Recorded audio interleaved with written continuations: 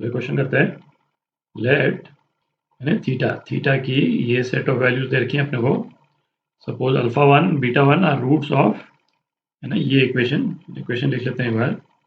X square minus 2x sec theta plus 1 is equal to 0। इसके roots क्या दे रखे हैं अपने को, अल्फा 1 और beta 1, and alpha 2 beta 2 are roots of, ये दूसरी इक्वेशन दे रखी है, X square plus 2x tan theta minus 1 is equal to 0। इसके रूट्स क्या दे रखे हैं, अल्फा 2 और बीटा 2। अच्छा, अल्फा 1 और बीटा 1 के बीच में क्या रिलेशन दे रखा है, अल्फा 1 जो है बीटा 1 से बड़ा है और अल्फा 2 जो है वो बीटा 2 से बड़ा है। ठीक, तो अल्फा 1 प्लस बीटा 2 की वैल्यू निकालनी है अपने को। दो इंडिपेंडेंट क्वाड्रेटिक इक्वेशंस हैं, और इसमें एक चीज़ देखें आप, जैसे एक तो आपके दिमाग में आ रहा होगा कि sum of root product of root, है ना, उसके रिलेशंस को अपन यूज़ करें। भाई एक तरीका वो हो सकता है, वहाँ से अपन कोशिश करें कि अल्फा 1 प्लस बीटा 2 की वैल्यू आ जाए अपने पास। और दूसरा क्या, क्वाड्रेटिक इक्वेशन के अपन रूट्स ही निकाल लें थीटा के टर्म्स में, ये आंसर तो थीटा के टर्म्स में ही है। और इसमें जो डिस्क्रिमिनेंट है ना, उसको देख के भी आप आइडिया लगा सकते हैं, है ना, बी स्क्वायर माइनस 4ac, इसमें वो सेक्स स्क्वायर थीटा माइनस 1 वाला रिलेशन लग जाएगा। ठीक, पहली इक्वेशन है ना, इसके रूट्स निकालते हैं अपन, अल्फा 1 बीटा 1, ये क्या हो जाएगा, twice sec theta plus minus under root B square 4 sec square theta minus 4 upon 2। ठीक, तो ये क्या हो गया, है ना, 2 बाहर आ जाएगा, नीचे वाले 2 से कैंसिल आउट हो गया, तो सेक स्क्वायर थीटा माइनस 1, है ना, जो क्या होता है tan स्क्वायर थीटा। तो ये वाली टर्म केवल tan थीटा रह गई। तो अपने पास में दो रूट्स जो है वो क्या आ गए, sec theta plus tan theta और sec theta minus tan theta, ये दो रूट्स आ गए। ठीक, अच्छा, अब इसमें से है ना अपने को डिसाइड करना है कि अल्फा 1 कौन सा है, बीटा 1 कौन सा है। तो अल्फा 1 जो है वो बीटा 1 से बड़ा है और थीटा की वैल्यू नेगेटिव दे रखी है, तो सेक थीटा, है ना, ये तो पॉजिटिव ही रहेगा। तो अब देखें, सेक माइनस एक्स, है ना, ये क्या है, ये तो सेक एक्स के बराबर ही होगा। तो इस वाली सेट ऑफ वैल्यूज के लिए थीटा की सेक थीटा ये तो पॉजिटिव ही है, और tan थीटा, है ना, इस सेट ऑफ वैल्यूज के लिए क्या हो जाएगा, नेगेटिव हो जाएगा। मतलब tan थीटा इटसेल्फ जो है वो नेगेटिव है। ठीक, तो sec theta minus tan theta, यानी माइनस माइनस पॉजिटिव हो गए, ये वाली टर्म पॉजिटिव हो जाएगी और ये वाली टर्म, यानी ये तो पॉजिटिव है ही। तो sec theta minus tan theta जो है वो, ये ऊपर वाला जो रूट है ना, उससे बड़ा होगा, दिख रहा है, क्योंकि यहाँ पे यानी ये tan थीटा वाली टर्म ये नेगेटिव करके आएगी। थीटा हमको नेगेटिव पाई बाय 6 से नेगेटिव पाई बाय 12 दे रखा है।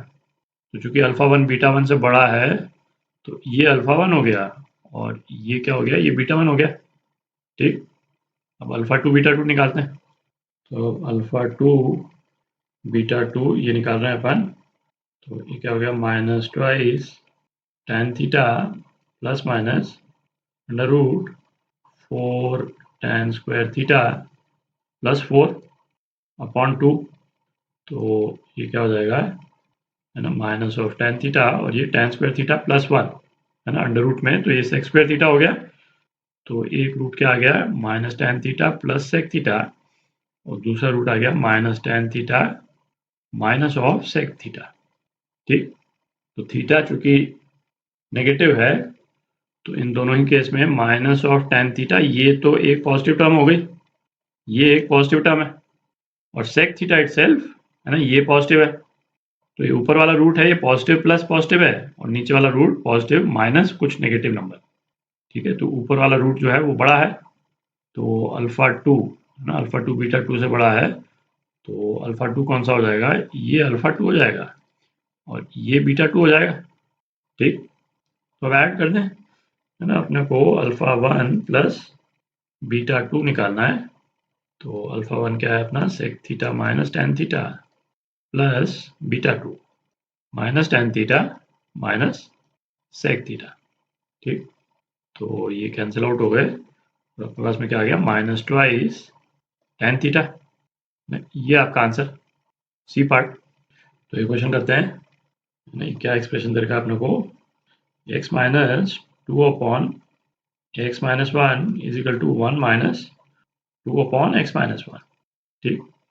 अच्छा, इस एक्सप्रेशन को देख करके है ना, पहली चीज अपने दिमाग में क्या आनी चाहिए कि इस इक्वेशन का सॉल्यूशन चाहे जो हो, x जो है वो 1 के बराबर नहीं हो सकता है, क्योंकि x माइनस 1 जो है वो डिनोमिनेटर में आ रहा है ना, x 1 के बराबर होगा तो ये दोनों टर्म जो है अनडिफाइंड हो जाएंगे। ठीक।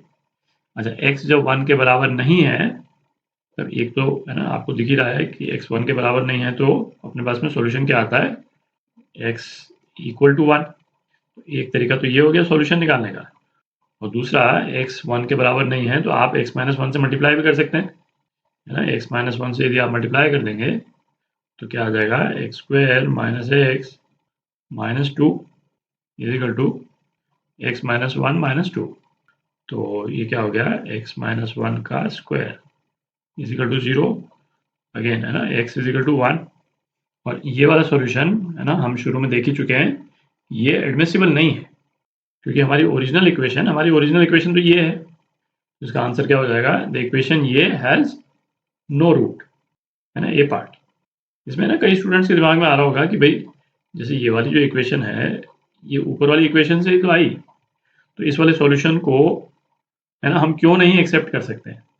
तो ये एक दो वीडियोस में है ना पहले भी मैंने डिस्कस किया है कि जब भी हम किसी इक्वेशन को मैनिपुलेट करते हैं, है ना, मैनिपुलेट करने के क्या तरीके हैं, भाई जैसे दोनों तरफ हमने स्क्वायर कर दिया इक्वेशन को, है ना, या हमने इक्वेशन को थ्रू आउट किसी एक पर्टिकुलर एक्सप्रेशन से मल्टीप्लाई कर दिया, जैसे इस वाले केस में हमने x माइनस 1 से मल्टीप्लाई कर दिया, तो है ना कुछ इन्फॉर्मेशन जो है वो हम लूज कर लेते हैं।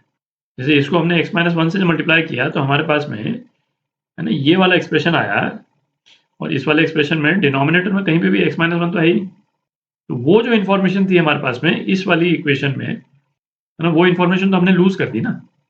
तो किसी भी इक्वेशन का क्या सॉल्यूशन है या नहीं है ना, ये ओरिजिनल इक्वेशन को देख के ही हमको डिसाइड करना है कि भाई है ना x की क्या वैल्यूज एडमिसिबल हो सकती है, नहीं हो सकती। ठीक। तो नो रूट, है ना, ये आपका आंसर